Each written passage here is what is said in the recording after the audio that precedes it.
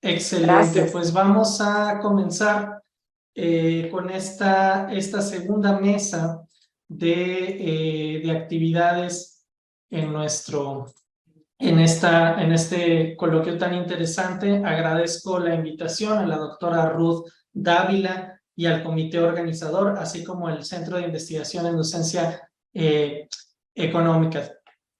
Muchísimas gracias por estar aquí. Vamos a escuchar en esta mesa tan interesante si hay posibilidades para hablar de un nuevo orden comunicacional.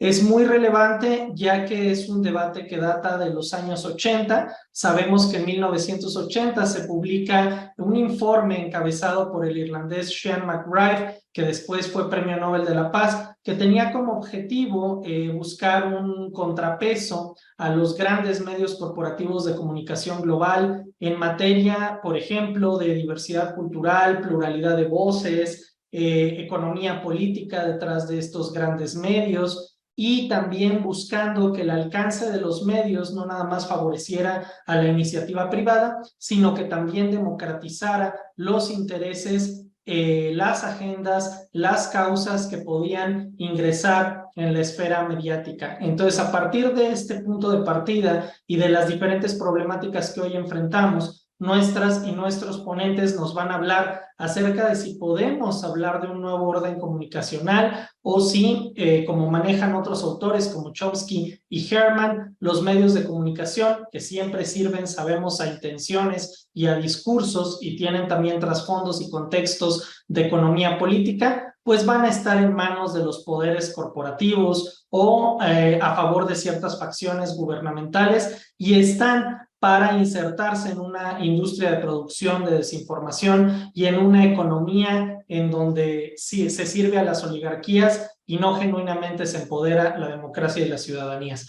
Vamos a comenzar sin más entonces con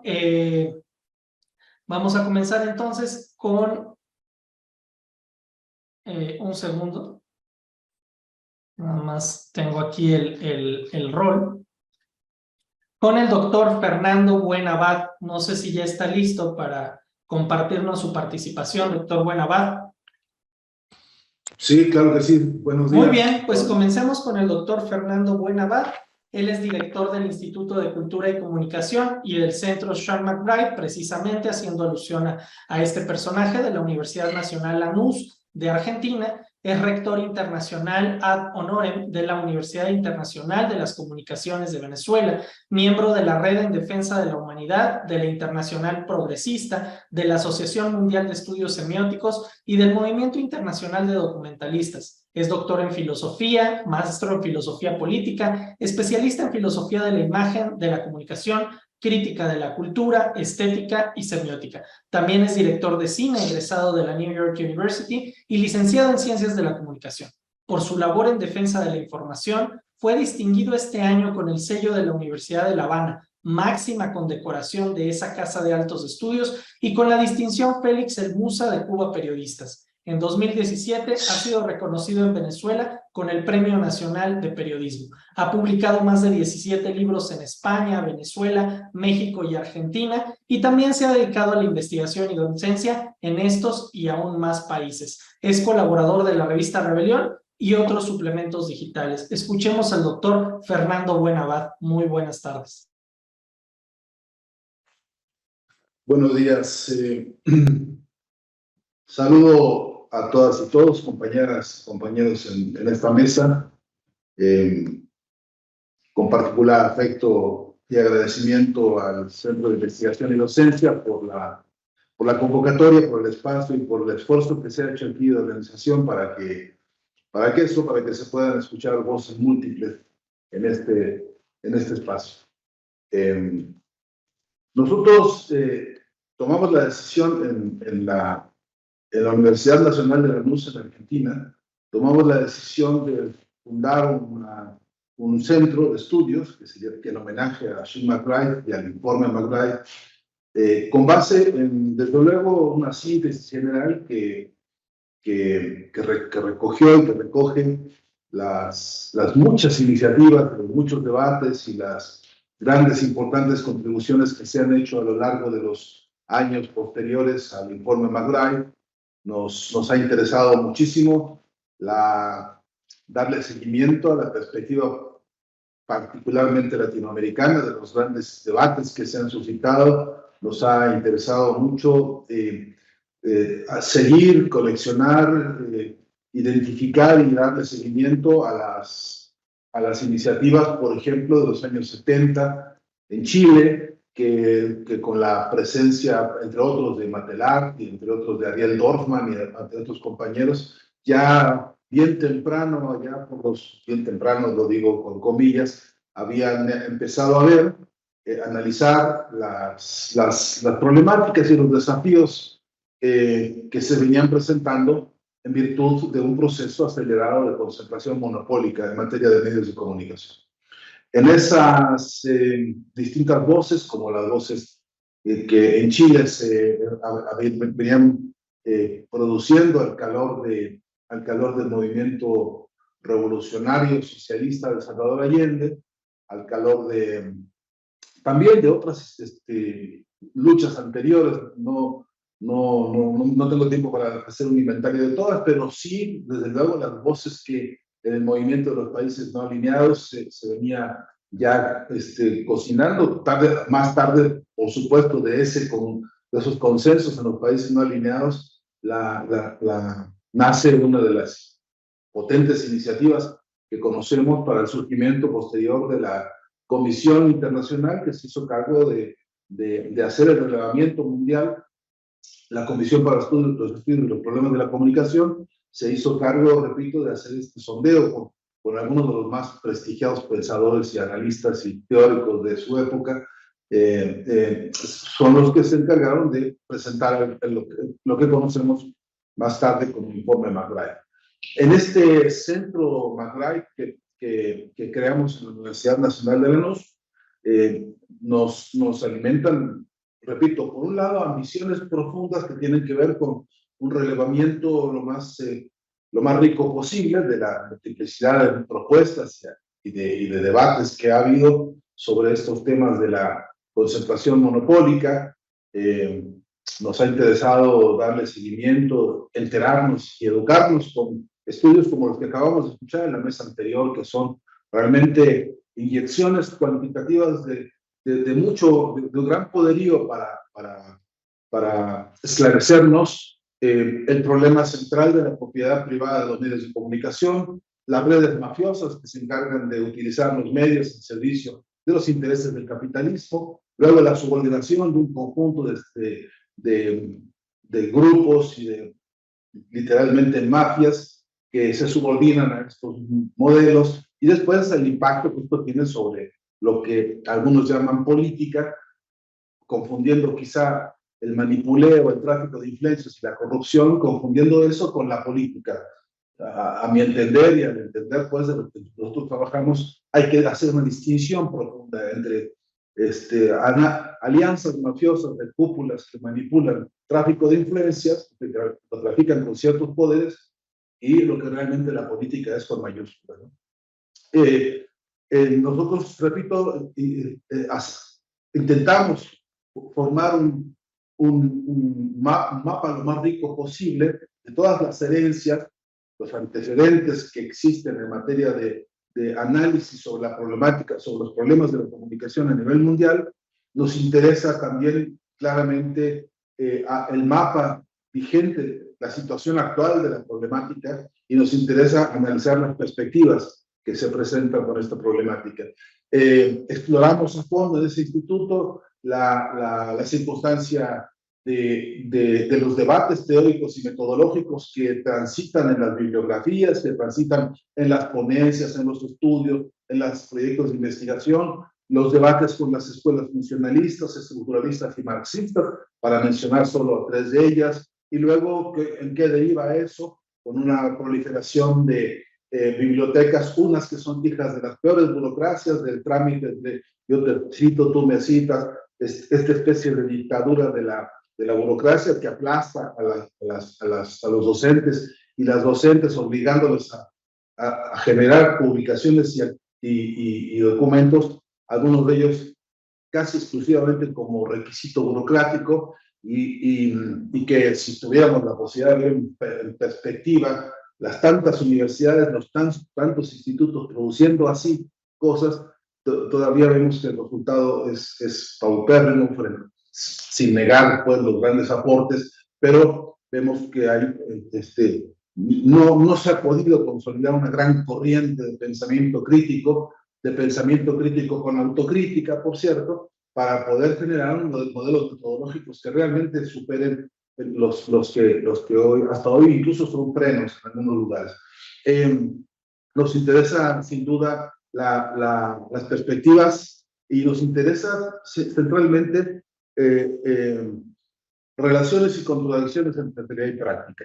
Entre los tantos documentos internacionales que tenemos, los acuerdos y las convenciones, entre el palabrerío absolutamente desaforado que hay por parte de las derechas y las ultraderechas en torno a la libertad de la expresión, entre la cháchara, lo lenguaraz, se diría, de muchos postulados y de muchos enunciados sobre la democratización de la comunicación, entre todo ese arsenal, digamos, de nociones o visiones o declaraciones teóricas y la práctica y la realidad, hay abismos que hoy están todavía siendo espacios de gran preocupación, porque justamente en esos vacíos se están verificando, pues efectivamente, proyectos golpistas a nivel regional. Es ahí donde operan y se articulan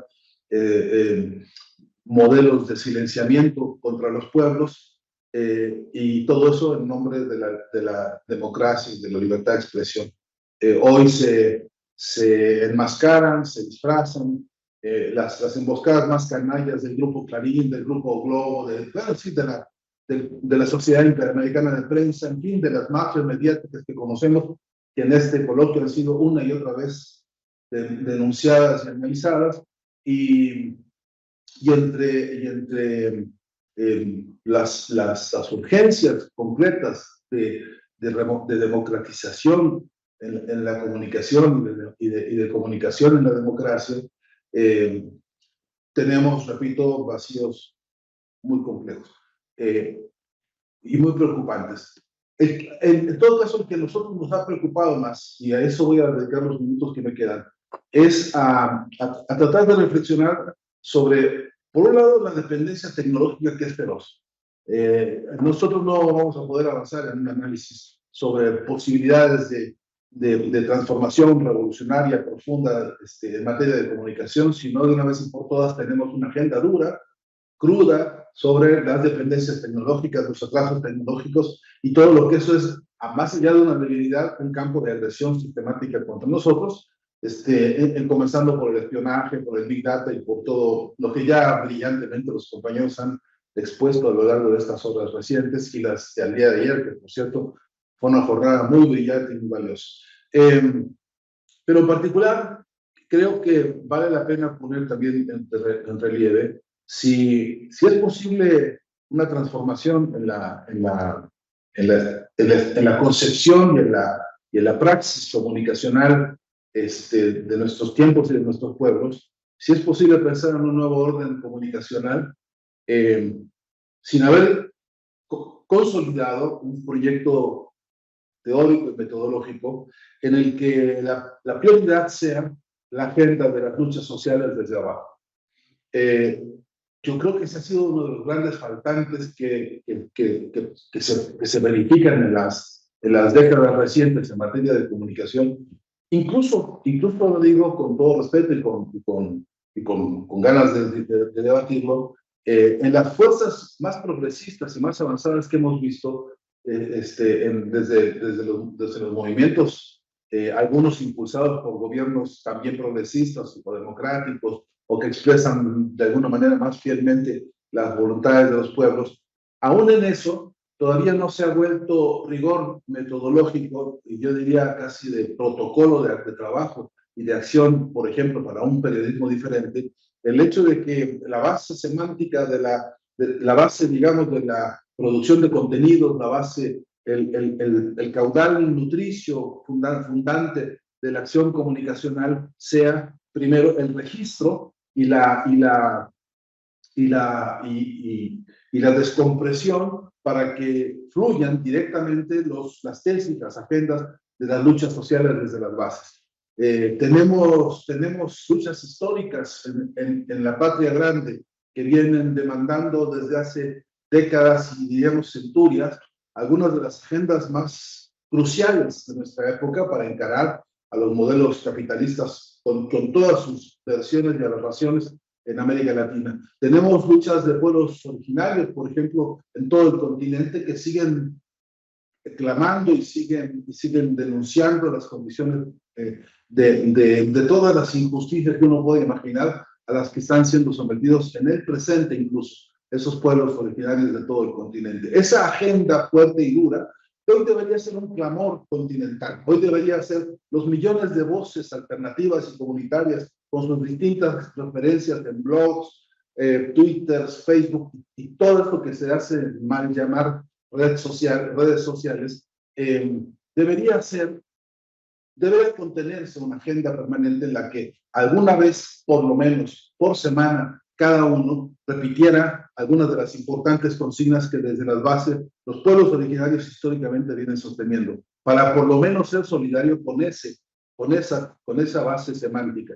Mucho mejor sería que esos pueblos, parte de sus luchas, tuviesen igualdad de oportunidades y sobre todo igualdad de condiciones comunicacionales para no depender de ningún intermediario por más buena voluntad que se tenga, para poder ser los bastiones y los agentes de la lucha comunicacional desde su propia base. Y que eso, multiplicado por todos los frentes de lucha que hay, por todos los frentes de pueblos originarios, pero no solamente, también de obreros, campesinos, estudiantes, científicos, artistas, en fin, que tienen una visión contrahegemónica, que tienen una visión revolucionaria, que no soportan más los estragos brutales del capitalismo, que ahí esas voces, esa diversidad de voces, esas voces múltiples, nacientes desde las bases de las luchas, fuesen la agenda que resolviera el verdadero proyecto de transformación comunicacional que suponemos hoy ya no solamente necesario, como lo veía el informe Magritte, sino como urgente en términos de cómo viene dándose una pelea cada día más asimétrica y cada vez más compleja.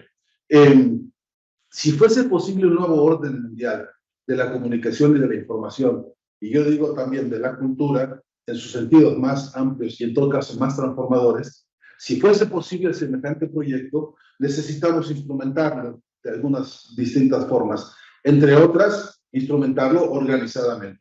Y también a eso hay que referirnos, pues, a propósito de si fuese posible la hipótesis de un nuevo orden mundial de la comunicación, necesitamos urgentemente una comunidad comunicacional organizada.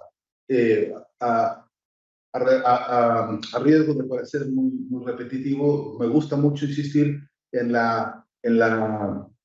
el modelo, en la metáfora de que somos todos nosotros en el mundo y en esta patria grande, somos un archipiélago inmenso de voluntades comunicacionales emancipatorias. Hay como nunca se vio, como yo nunca vi, como dan testimonio los compañeros que hacen estudios cuantitativos, como nunca se ven voces, repito, en las llamadas redes sociales, proponiendo, denunciando, en fin, mostrando malestares e inconformidades de todo orden, y como nunca se ve un caudal de activación permanente de voces distintas y voces diversas.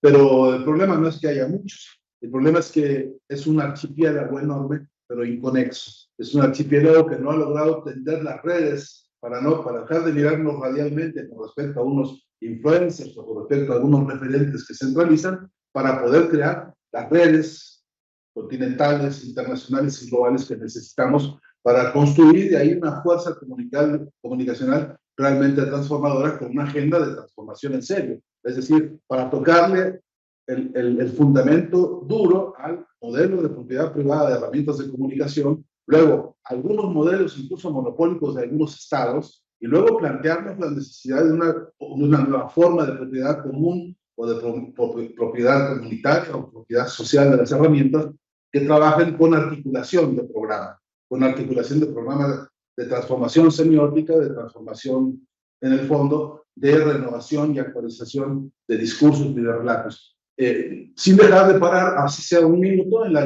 interpelación profunda sobre si el relato que suponemos que debe venir en esta base de organización está a la altura de la historia que está ocurriendo. Si realmente estamos contando la historia con los elementos, digamos, del relato, del discurso y de la fuerza narrativa que está requiriendo la interpelación y la interlocución de este momento. Y son un conjunto de reflexiones que, bueno, en síntesis, pensamos que sin fuerza organizada para la transformación realmente de los modelos comunicacionales hegemónicos y con la propuesta de una transformación nutrida por una base semántica basada fundamentalmente en las luchas de los pueblos, sin contar también con herramientas de formación y de entrenamiento de cuadros para la comunicación que desde la base misma de los movimientos y por supuesto como respuesta a la acción organizada podamos consolidar, por ejemplo, diplomados, talleres, cursos, universidades, como esta que nació en Venezuela, la Universidad Internacional de las Comunicaciones, que es una forma de proponerle una solución, una resolución política directa a las necesidades que barrios y comunidades de todo el país tienen en materia de comunicación y que se van contagiando o intercambiando con todo el continente. Y concluyo con una reflexión que hace a estos clamores que hoy son urgentes y por lo cual se ve más necesaria la coordinación y la organización de las fuerzas comunicacionales emancipadoras. Y es que, ¿qué vamos a hacer si no logramos convertir el reclamo de tantos compañeros y compañeras por la libertad de Julián Assange? ¿Qué hacemos si no lo convertimos en clamor? ¿Qué hacemos si Alex Saab, que viene padeciendo las más brutales canalladas que uno puede imaginar con la fuerza del imperio, encerrado en una cárcel allá en Miami, y que no logramos que nosotros, las fuerzas activas, los que tenemos alguna forma o suerte o solución de conciencia política o participativa, construyamos un músculo en serio comunicacional potente que les sacuda la cabeza a estos muñecos del imperio que se han permitido someter con la estulticia, la canallada, las bajezas y la inhumanidad más escandalosa a personajes que hoy son víctimas pues eso, de la irracionalidad. No me alcanzan esos objetivos para poder caracterizar la canallada y el nivel de las amarguras que están padeciendo Julián Assange y Alex Saab a esta hora, victimados por el imperio. Y nosotros no podemos quedarnos callados. Algo, de alguna manera, en ningún lugar, así como en el mayo del 68 las paredes se hicieron, el espacio, así como en tantos movimientos como en Nicaragua la canción, como en Cuba el esplendor cubano de la música y del cine y del desarrollo incluso científico como expresión de la revolución, así como Argentina, así como los pueblos desde sus bases han encontrado la manera de levantar las voces, así ojalá en esa fuerza y dinámica pudiésemos encontrar la fuerza que nos permita organizarnos, organización desde las bases de manera democrática, participativa, directa, sin deidades, sin vanidades, ni ególatras, sin estos muchos vicios que hemos padecido en muchos de nuestros países en virtud de querer organizarnos desde las bases y a veces ser entorpecidos por algunos egos, algunas voluntades que no respetan precisamente la voluntad democrática de los pueblos. Muchas gracias. Muchas gracias, doctor Fernando Buenabad. Vamos a proseguir de una vez y dejamos el diálogo al final con el doctor Francisco Sierra Caballero. Voy presentándolo. Él desde 1989 está dedicado a investigar y promover el pensamiento latinoamericano en la academia. Actualmente, como investigador adscrito al Instituto Andaluz de Investigación en Comunicación y Cultura, INACOM, titular de la Cátedra de la Teoría de la Comunicación desde el año 1997 y dirigiendo el Grupo Interdisciplinario de Estudios en Comunicación, Política y Cambio Social de la Junta de Andalucía. Ha dirigido también distintos proyectos para la Comisión Europea, CAPES, CNPq, CONACYT, Colciencias y el Plan Nacional de Investigación y Desarrollo de España. En la actualidad se encarga de la sección Comunicación y Cultura de la Fundación de Investigaciones Marxistas, donde se plantea abrir un proceso de discusión que permita contribuir al desarrollo de nuevos procesos históricos que vive la academia, así como el estudio y consideración de las iniciativas y luchas democratizadoras en materia de comunicación y de cultura. Doctor Francisco Sierra Caballero, le escuchamos, por favor. Ya pudo proyectar, estamos viendo su presentación. Por favor. Muchas gracias, un saludo, agradecer la oportunidad de poder compartir y también la pertinencia a los organizadores de dedicar una mesa a la pertinencia, al objetivo, a intentar pensar el nuevo orden mundial de la información y la comunicación, lo que desde su publicación, especialmente en los 90 y principios de siglo, aunque fue proscrito en la UNESCO, denominamos el espíritu McBride, que creo que hay que pensar en un nuevo contexto. Ese contexto es el de la revolución digital y es el de la transformación de la llamada cuarta revolución industrial, la disrupción de las nuevas tecnologías de la información, que plantea varios frentes. En el diagnóstico a lo largo del encuentro se ha señalado la convergencia basada en una concentración tanto horizontal como cruzada, la reducción de diversidad de oferta y de pluralismo interno en nuestros sistemas mediáticos, la hipersegmentación que amenaza seriamente la propia industria cultural local, incluso en virtuales monopolios, pienso en Televisa, en el Grupo Globo, o el proceso de acceso a multiplataformas que ha concentrado en lo que se ha dado en llamar capitalismo de plataformas, la siliconización, una suerte de nueva división internacional del trabajo cultural que había que plantear. De algún modo, el diagnóstico de un solo mundo, voces múltiples del informe McBride sigue plenamente vigente, por lo menos en el diagnóstico, en términos de economía política de la comunicación. Sufrimos imperialismo cultural a través de esa concentración, una mayor dependencia en las políticas audiovisuales, incluso no solo la muerte de narrativas propias, sino la imposibilidad del desarrollo de la industria autóctona, del sector audiovisual, una desprotección notoria del sector infocomunicacional, con flujos asimétricos y desequilibrados, mucho más que lo que diagnosticó el informe McBride.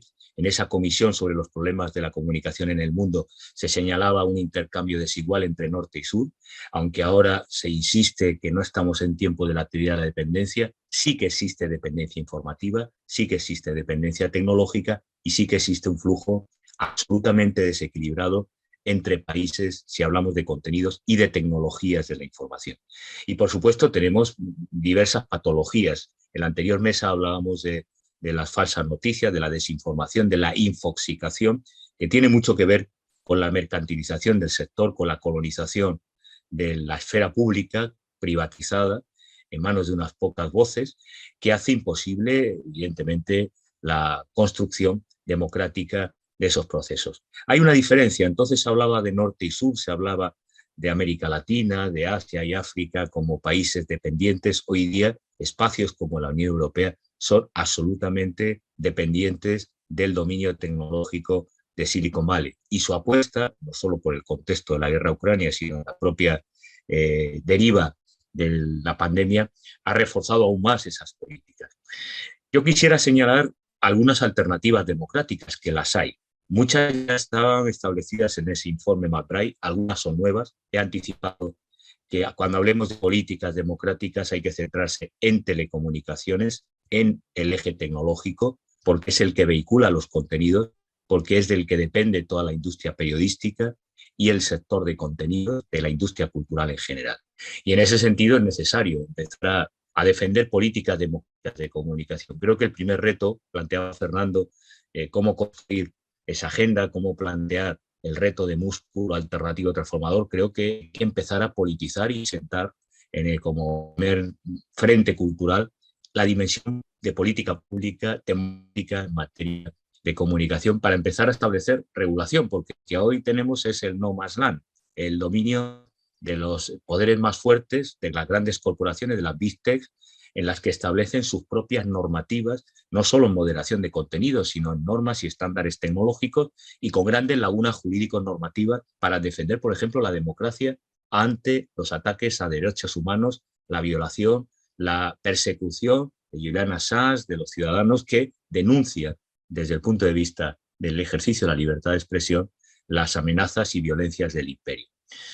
Y en ese sentido creo que tenemos un reto importante. Hablar de comunicación hoy día es hablar de los bienes comunes y es plantear una política de lo común y empezar a reivindicar que Internet es patrimonio común de la humanidad, su gobernanza, su desarrollo su regulación debe estar sometida a una lógica de economía de los bienes culturales comunes y, por tanto, empezar a reivindicar en el Estado-nación, pero en organismos internacionales, en espacios como CELAC, como UNASUR, como Ibermedia, programas de política pública que reconozcan no solo la liberación y el software libre y la posibilidad de desarrollo de tecnologías abiertas, sino también la socialización de la información y del conocimiento. Existen experiencias en México, por poner el caso, en Oaxaca, existe economía social de la cultura digital, existe cooperativismo, participación ciudadana, telecomunicaciones comunitarias, experiencias también tímidas como la Unión Europea de tributación y fiscalización de estas grandes corporaciones, pero todavía siguen siendo muy timoratas, no quieren molestar a estas grandes corporaciones de las que depende, insisto, ya no la industria cultural y los contenidos, sino las propias posibilidades de desarrollo de la institucionalidad democrática. Mientras los gobiernos de progreso son acosados por esas falsas noticias y estas plataformas que están colaborando en la organización de un orden internacional en la lógica del capitalismo de plataformas, necesitamos desarrollar plataformas públicas. Uno de los conceptos clave, creo, aparte de la economía de los bienes comunes en comunicación, es defender el dominio público en los sistemas de información, pero también en las plataformas públicas. Es posible que los estados tengan plataformas públicas inclusivas, supranacionales, compartidas, en el que los datos, las propias aplicaciones y el desarrollo tecnológico, por no hablar de la infraestructura, como ya se dio en las telecomunicaciones tiempo A, sean de carácter público. Y en ese sentido necesitamos hacer un trabajo estratégico como materia política, cultural y de educación, en el que en este sentido no podemos aislar el ámbito de las políticas de comunicación, del desarrollo educativo y de las políticas culturales para construir esa ciudadanía digital. Ha habido experiencias muy aisladas de coaliciones, de plataformas de OTT para buscar ese efecto red. La propia Unión Europea desarrolló políticas como el programa Media para intentar sobrevivir como audiovisual frente a la amenaza de los grandes estudios de Hollywood, pero creo que es necesario otras estrategias de diversificación, regulación de contenidos, de distribución, de acceso, de variedad de oferta e incluso, y esto es importante, establecer y defender públicamente políticas de penalización y de censura. Tenemos que empezar a discutir, no se puede penalizar, perseguir a Julian Assange y dejar impune la vulneración de principios de libertad, de códigos deontológicos de la profesión periodística de los medios a diario.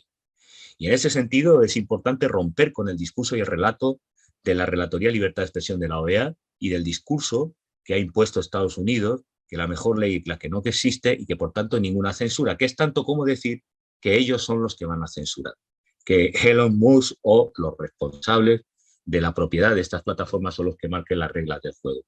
Si no tenemos políticas de control social de la comunicación y dominio público, evidentemente este capitalismo de plataformas está basado en una gobernanza privativa, de apropiación del espacio público. Herbert Schiller hace mucho tiempo que avisó, antes de que Google Bus existiera como proyecto, de la transferencia de datos de información pública del Estado, de las bibliotecas estadounidenses, a manos de las grandes corporaciones. Tenemos una pluralidad de actores, pero no hay una democracia deliberativa ni una participación ni en la gobernanza del sistema de medios, ni en el desarrollo de los servicios de comunicación, ni siquiera en la fiscalización de los abusos continuos por parte de estas compañías, no solo de telecomunicaciones, sino de los intermediarios que dan servicios de conectividad. Y en ese sentido es muy importante recuperar avances. El informe McBride nos obliga también a tener en cuenta que hay historias y memorias de luchas, desde la realidad de los medios comunitarios y de los frentes, como en el caso de Argentina, de la coalición por los 21 puntos, al Foro Social Mundial. Tenemos avances en materia de derecho a la comunicación, tenemos luchas y memorias de propuestas. Se hablaba antes de los debates que en los años 70 tuvieron Armand Matelar, Héctor Smuckler, es decir, una serie de autores que pusieron en la agenda alternativas para contribuir a lo que fue posteriormente el NOMI. Después del NOMI que ha habido también luchas como el Foro Social Mundial y fracasos como la Cumbre Mundial de Sociedad de la Información.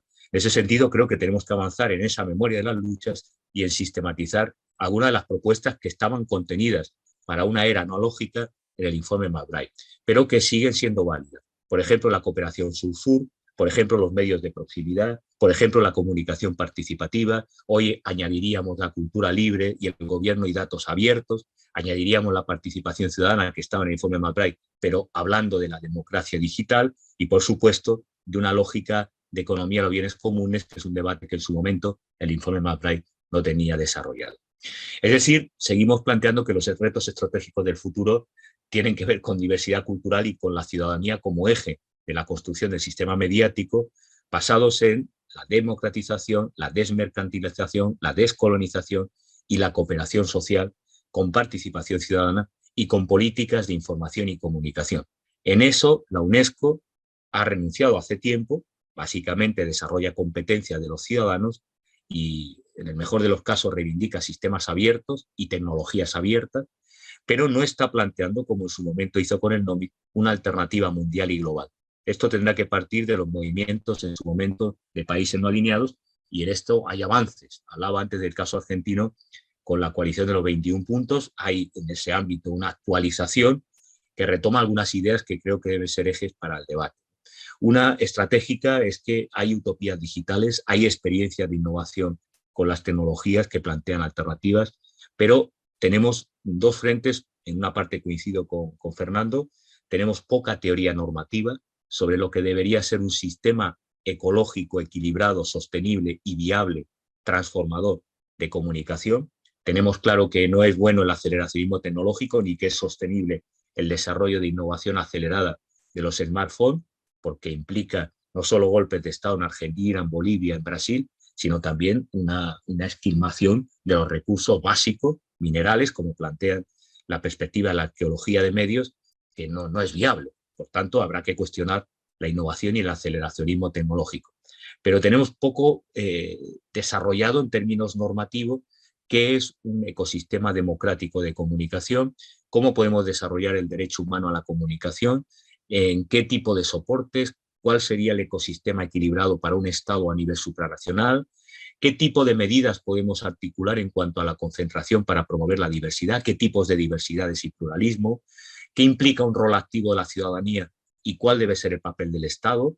Por tanto, superar la dicotomía Estado versus mercado, está también la cogestión y la autogestión de la ciudadanía de medios comunitarios, más allá de la ley de 3/3 que se ha desarrollado en algunos países, plantear la sostenibilidad de la comunicación social, que es un tema de ecología. Cuando hablo de ecología, ya no solo de evitar la infoxicación, sino también la incapacidad que tiene el ser humano de procesar tanta cantidad de datos, de oferta, de contenidos, desde un punto de vista biológico, básico, y es que la temporalidad, por más que hablemos de comunicación virtual, es limitada. La capacidad de procesamiento de información es insostenible y plantea desórdenes de múltiples tipos, ¿no?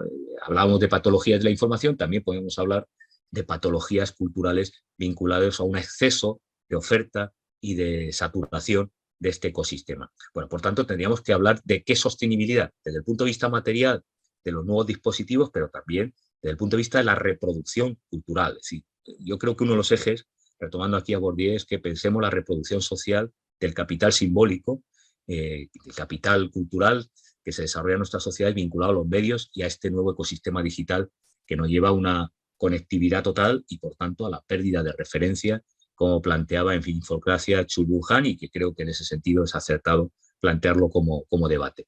Recuperar conceptos que, desde que se proscribió el informe McBride en la UNESCO y organismos internacionales, quedaron orillados y liquidados, incluso en Europa, que tenía una tradición fuerte de servicio de interés público. Hay que defender los medios públicos y hay que defender que sean medios comerciales o públicos o comunitarios, debe haber un servicio a la comunicación. Uno de los aciertos de la ley argentina es que hablaba de servicio de comunicación audiovisual. Hay que hablar de servicio público y hay que empezar a reivindicar que la comunicación no es la libertad de que el emisor emita lo que le venga en gana o confundirlo con la libertad de empresa informativa. Necesitamos articular proyectos que conciban la comunicación como un derecho y como un servicio público a la ciudadanía. Basado, por supuesto, en el acceso universal, evitando la discriminación que actualmente se da de voces, de actores y sectores, básicamente por razones de raza, de clase, de género y de territorio. Tenemos un grave problema con la territorialidad y la conectividad en la red, por más que se nos hable de la sociedad global de la información. Y necesitamos autoridades que fiscalicen sanciones cuando los actores, por ejemplo, los que se hacen responsables de la moderación de contenidos, en la que proliferan contenidos fascistas, que vulneran los derechos humanos, que fomentan en la cultura del odio, estoy hablando de los GAFAM, pues tengan responsabilidad penal, no solo civil, penal. Y hay que empezar a defender la responsabilidad penal de los intermediarios. La OEA dice otra cosa, pero lo dice porque está anclado en el principio liberal del libre flujo de la información, que es la libertad de las voces dominantes para establecer la circulación de contenidos que consideren oportunos. Necesitamos autoridades con participación ciudadana a nivel federal, a nivel social, para una gobernanza también multilateral de las comunicaciones. Y quisiera aquí hacer un paréntesis. La OEA sí habla de gobernanza multisectorial, Estado, empresas, sociedad civil. Pero ¿qué es la sociedad civil? La Open Society, ¿qué es la sociedad civil? Las empresas en México o en Brasil están presionando para que no se regule estos operadores y que están financiados por los propios operadores como parte interesada. Este modelo de gobernanza neoliberal que se ha instado desde la Cumbre Mundial Social de la Información hay que empezar a cuestionarlo. Empezar a cuestionar la UIT y su modelo de organización que es antidemocrático en manos de Estados Unidos y sus gobiernos cooperadores. Hay que empezar a cuestionar también el papel de la UNESCO en materia de políticas de comunicación y empezar a cuestionar que esa gobernanza debe ser democrática de los poderes públicos y de la ciudadanía de verdad, organizada, libremente, no de esas ONGs que sirven para justificar golpes de Estado y también guerras y no para justamente desarrollar el derecho a la comunicación. Necesitamos una estructura de la comunicación mucho más diversificada. En el plano de las telecomunicaciones, ampliamente privatizada, una colonización, derecho anglosajón de telecomunicaciones trasladado al derecho de la comunicación y a las políticas públicas. Y en este plano, en términos de teoría normativa, tenemos un déficit. Yo hablaba de dos déficits. No hay teoría normativa, pero tampoco hay políticas públicas que se articulen. Por lo tanto, tenemos un problema grave, considerable. A eso añadamos tres elementos que a mí me parecen fundamental. La soberanía tecnológica. Hoy hablar de soberanía en las comunicaciones es hablar de tecnologías propias y esto no se puede plantear en Estado-Nación. Necesitamos que UNASUR, cuando estuvimos al frente de CIESPAL, intentamos que hubiera un espacio de política pública en comunicación de UNASUR. Hay que plantear en la agenda que es estratégico la soberanía tecnológica y que, como planteaba el informe McBride, esto solo es posible por la cooperación sur-sur.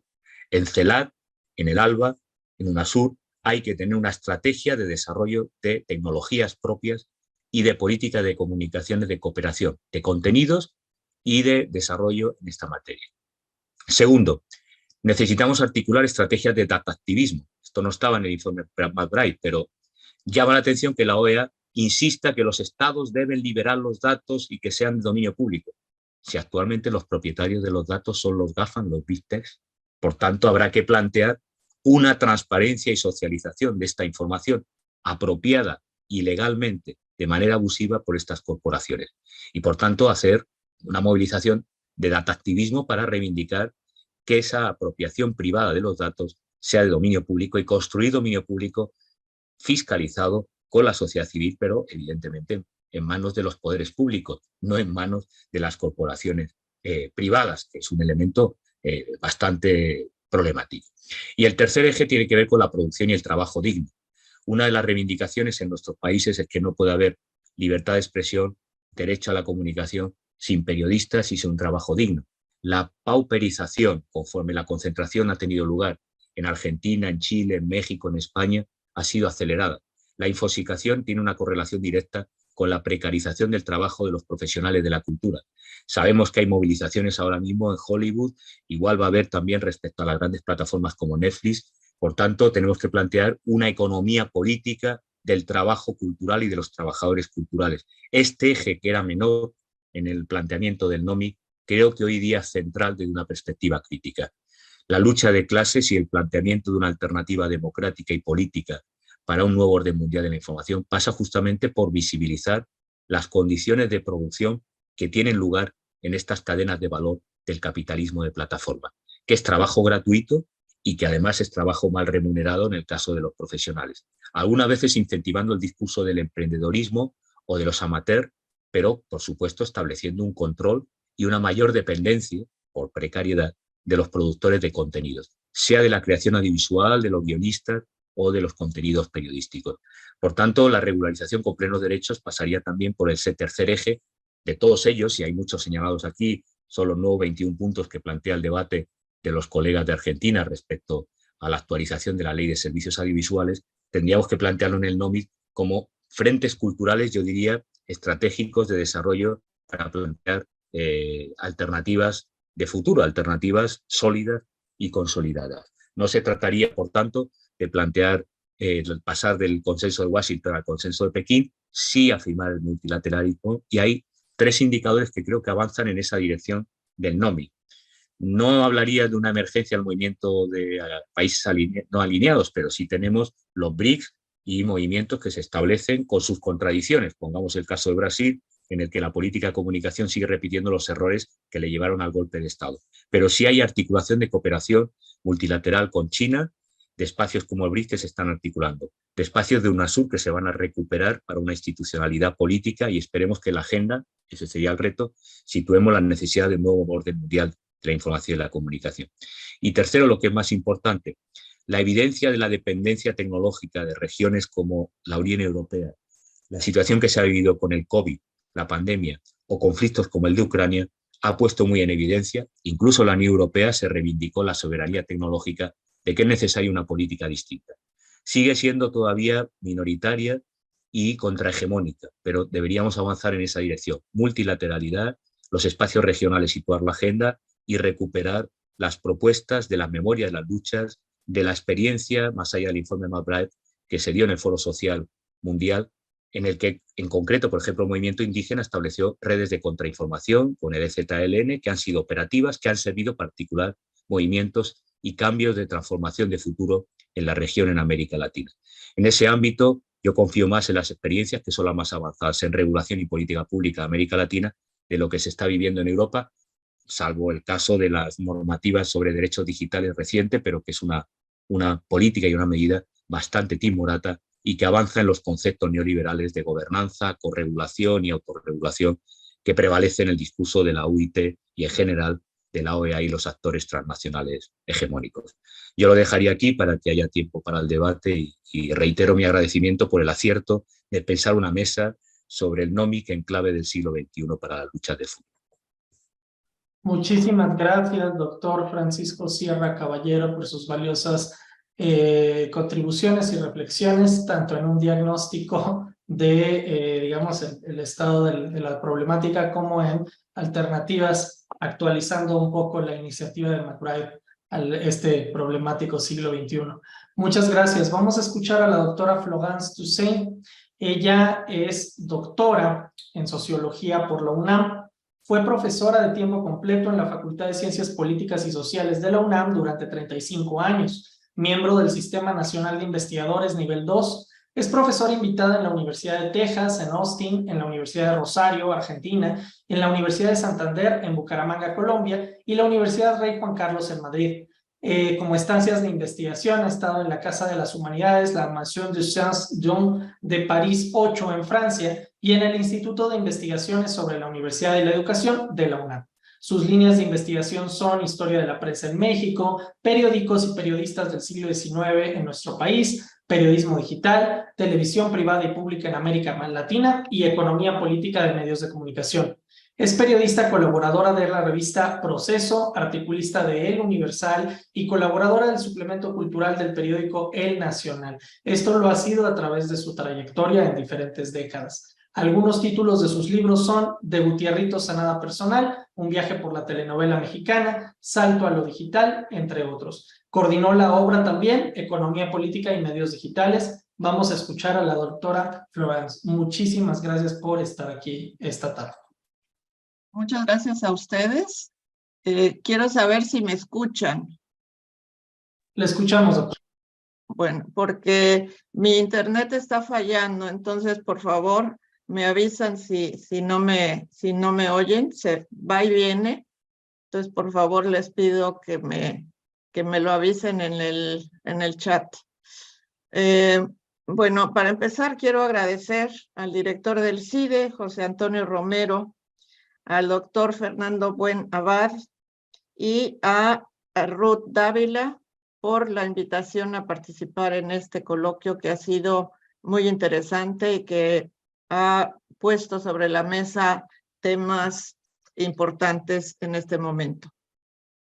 Yo voy a referirme un poco ya que el tema es hacia un nuevo orden de la información y la comunicación, voy a referirme a la historia. ¿Cómo se llega a este término? Y también mi propuesta es que tenemos que abandonarlo en ese sentido, porque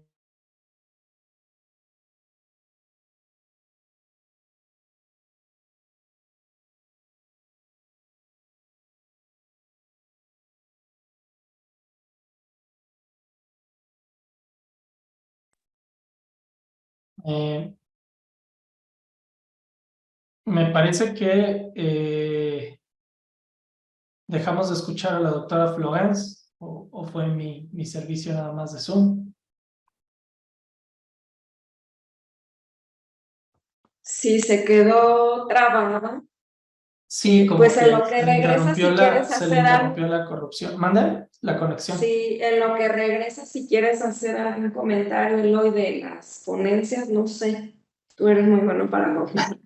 Bueno, muchísimas Parece que se gracias. desconectó y va a regresar. Muchísimas gracias, Gracias. Ruth. En lo que esperamos que la doctora Florence regresa, no vamos a tener tiempo por la premura en que se han, digamos, sobrepuesto estas interesantes mesas de un diálogo. Entonces, no sé si alguien de quienes nos están escuchando, quienes escucharon los comentarios del doctor Buenabad o del doctor Sierra Caballero, tenga alguna pregunta o alguna intervención. Yo no tengo las redes, entonces le agradecería a Ruth si las lee, si alguien quiere dejar algún comentario o alguna pregunta para que la respondan el doctor Buenabad o el doctor Francisco Sierra Caballero.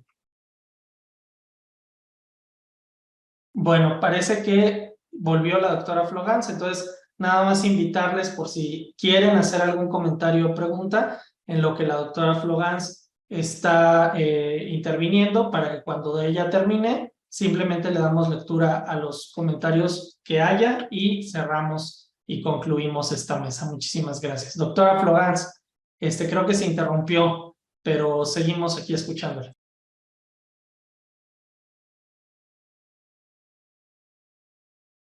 Su micrófono, por favor. Les decía que voy a resumir mi participación por si se vuelve a ir en el internet, porque está fallando mucho, ya van 3 veces que me saca.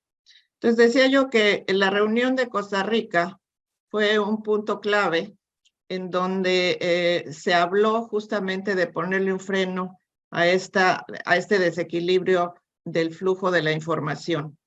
Consecuencia de esta reunión, se plantea la necesidad de un informe que dé cuenta de cómo está la situación en los medios en aquel momento, que era prensa, radio, televisión y cine, básicamente, y se produce entonces el informe McBride, que me parece que sigue vigente en sus líneas generales, aunque estamos en otro momento. ¿Cómo se llega a este nuevo orden unipolar dominado por Estados Unidos? Bueno, en 1991 ya se empieza a hablar de un orden internacional, por supuesto dominado por Estados Unidos. Se habla de las autopistas globales de la información, el vicepresidente Al Gore de Estados Unidos. El G7 también impulsa el concepto de sociedad global de la información y el nuevo orden mundial de la información, el NOMIC, que luego se le agregará la palabra comunicación, nuevo orden mundial de la información y la comunicación, NOMIC. En ese momento se abren algunas organizaciones como la OCDE, el PNUD, y en 2003 se da la primer cumbre mundial de la Sociedad de la Información en Ginebra, y en 2005 la segunda en Túnez. De aquí lo que se está fraguando es un orden internacional que dé la posibilidad de mantener la propiedad de toda la tecnología y de todas las nuevas descubrimientos en manos privadas. La UIT se encarga también de lanzar la ley de propiedad intelectual y de generar el ICANN, que otorga los dominios de Internet. Se establece la propiedad de las normas técnicas y los códigos de Internet basados en lo que tiene Microsoft y gestionados por Microsoft.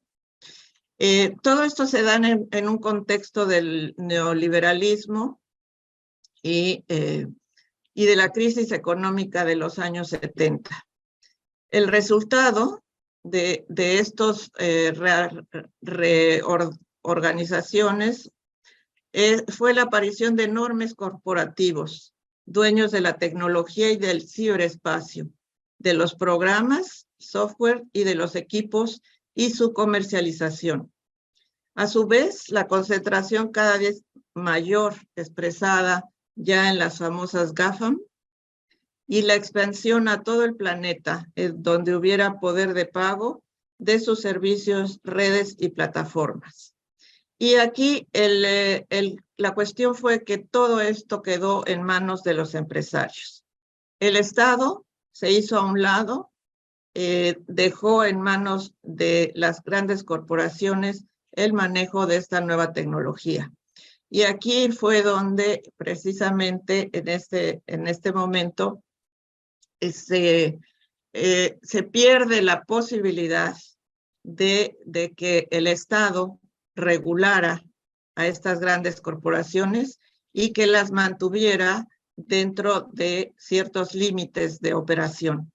Lo que hoy vemos es que no hay ninguna regulación porque estos grandes conglomerados en algunos casos tienen ya más poder que el Estado y que el Estado nacional. Son corporaciones internacionales, multinacionales que no, es decir, que no atienden a regulaciones nacionales precisamente porque se dicen que son transnacionales.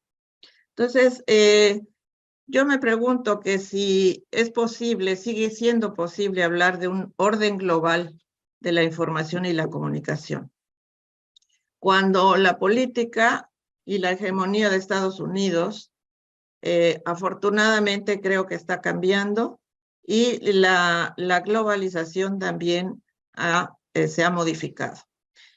Solo menciono ciertas variables, la pandemia del 2021, que nos llevó a tener una interrupción en las líneas de suministro, de transportes y mercancías, una baja considerable en el consumo de artículos no básicos, pérdida de empleos, precarización. Entonces, la globalización está siendo en este momento evidentemente fraccionada, aunque no se quiera reconocer así y aunque se quiera seguir hablando de globalización. Los países, y hablo específicamente de América Latina, pero también de Asia, se han empezado a mirar hacia el interior y reorganizar su comercio de manera regional. La ruptura de lo global trae mar de fondo. Es un primer paso hacia el cambio de hegemonía unipolar, hacia lo que se está llamando la multipolaridad, sin que ello implique que Estados Unidos abandone sin chistar su papel hegemónico en su intento de que el bloque del Este, liderado por China, pase a ser la locomotora del desarrollo. Y aquí quiero hablarles sobre China. Precisamente a partir del año 2000, este país empieza un desarrollo impresionante y se pasa de un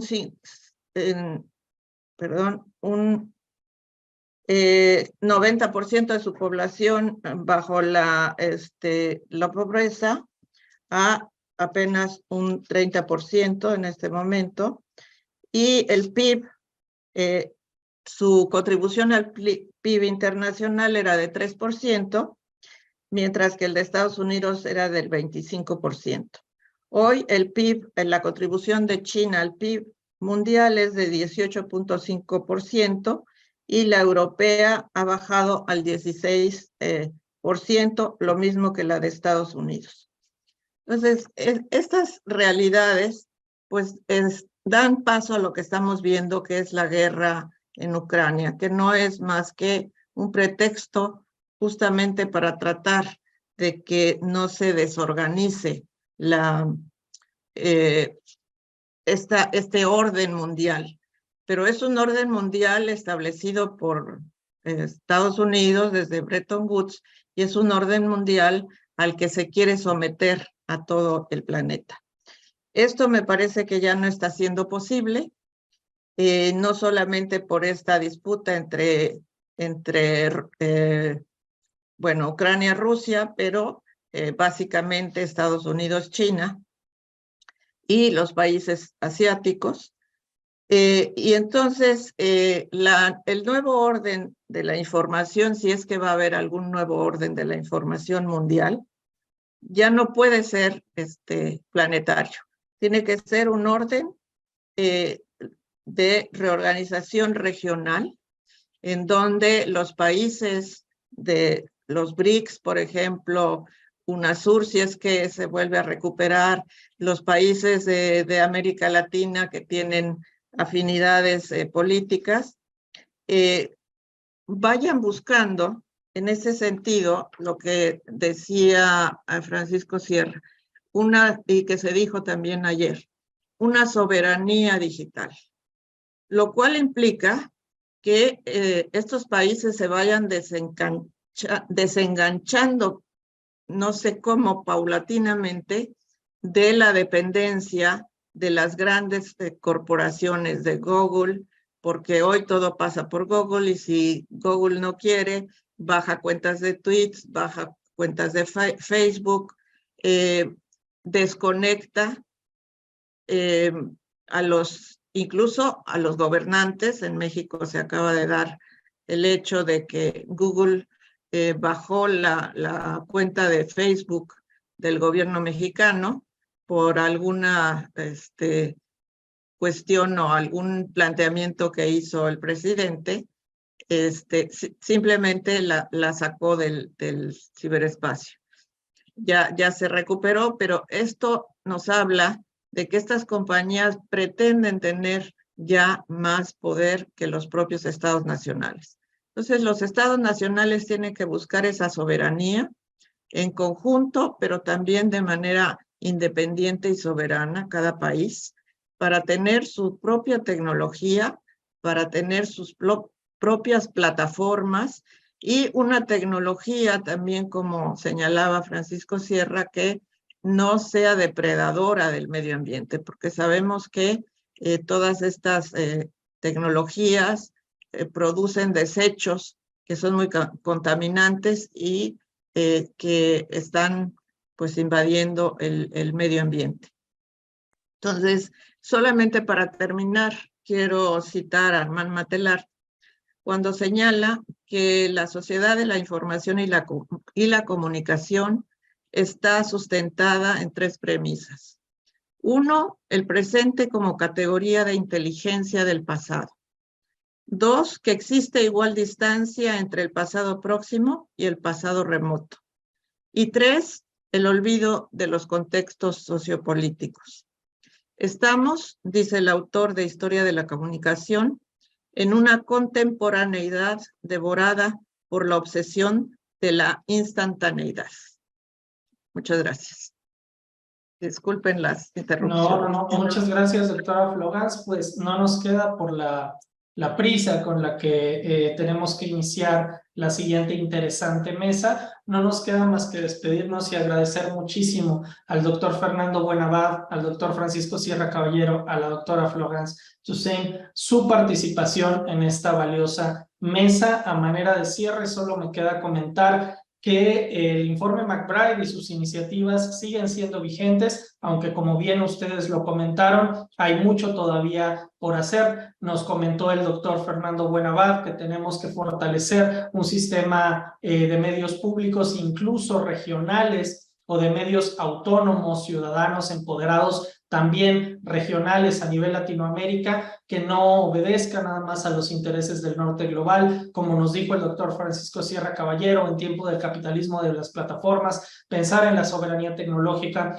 pensar en darle la vuelta al discurso liberal que privilegia la libertad de expresión para deslindarse de la desinformación, de los ataques, de las guerras mediáticas y por supuesto de la criminalización de las ciudadanas y ciudadanos que, como es el caso de Julian Assange, han evidenciado en pro de la democracia terribles verdades de gobiernos y de oligarquías alrededor del mundo. Y finalmente, como nos dijo la doctora Toussaint, requerimos de un esquema que, a diferencia de tiempos de MacBride, que estaba en la última etapa de la Guerra Fría, veía una solución en la Unión Global o en los organismos internacionales. Ahora requerimos de la autonomía de los países para poder trazar sus propios caminos en materia de soberanía y de dignidad en comunicación. Muchísimas gracias, muy buenas tardes y es un gusto que nos hayan acompañado. Gracias, por favor, no se desconecten. Gracias, Seguimos en presencial ya el conversatorio de Álvaro Delgado y Nancy Flores. Ya están ahí con la doctora también Mónica Santillán. Adelante.